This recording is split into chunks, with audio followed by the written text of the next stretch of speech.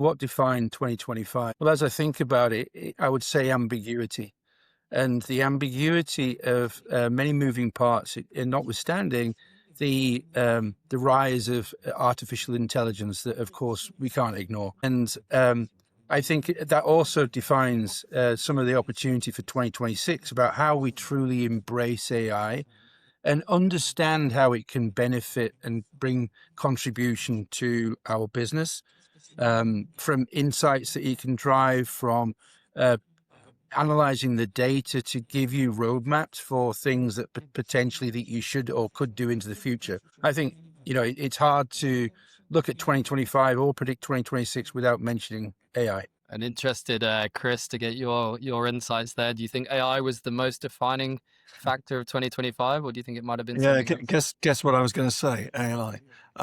So as you've already said that, I think there's one or two other things that we've seen. I mean, absolutely AI and tech generally, and I'm sure we'll talk a little bit more about that during the course of this podcast. I think the other thing that we've seen, certainly in the UK, which is really mainly where we operate, is being the consolidation of recent merger and acquisition activity here in the UK, particularly Compass and WSH, who have bought up a lot of the smaller players. And it's still very much work in progress from what I can see. But over this last year, it's become clearer. So we've had, if you look at WSH, you've got Genuine Dining, BM, Baxter Story, Hugo, all of those. Where do they sit in the market? How do they play with each other? Compass Group, even more confusing because you've got the whole CH&Co piece, and then you've got the historic Compass, your Restaurant Associates. And that's been shaking out, but suddenly we're going to have another big shake-up because of a couple of movements at the top of Compass Group recently, notably Alistair Richards having departed, heading up really the CH&Co business. So it seems to me, there's been a lot going on over the past year. I think it's going to be fascinating to see over the coming year what happens. And that in turn has opened the door to some of the independents, not that there are that many left. And we've found that market very interesting.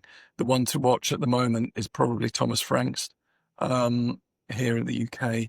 But there are others as well, Bennett Hay, a couple of new players, Thomas and Tate, who are doing very well. So it's, as ever, it's an exciting market. And then I think Peter Beck may be bringing together some of those perspectives. Obviously a keen participant in the growth of AI, but equally exposed to some of how these high level acquisitions and mergers are impacting both tech strategy and the wider sector. What was your kind of defining moment of 2025? Yeah, I think a lot have happened in this industry the last year. Actually, I think AI is definitely a key theme. I think this is the year where caterers for the first time really dip their toes into AI from different angles. I think there's a lot more to come there. I think a few other things that stands out for me is also that this was kind of like finally the year where we stopped referring back to COVID. We kind of fully out of it now, and now it's kind of the new era to some degree. I think some of the things that have maybe surprised me a little bit in this new era is that I feel that in my discussions with caterers, sustainability feels less now than it's maybe done in the past, which I think is curious on that development. And then I think also the new era for me is also really defined by transparency and partnership. I feel like there's a growth of caterers and companies being even more transparent with each other and partnering that. And then I also really echo that these mergers and acquisitions, both in the UK, but also with Vermaat in the Netherlands, with Force Service in the Nordics, etc., that the bigger players are getting bigger, and which dynamics that's creates for the industry is definitely an interesting one to follow.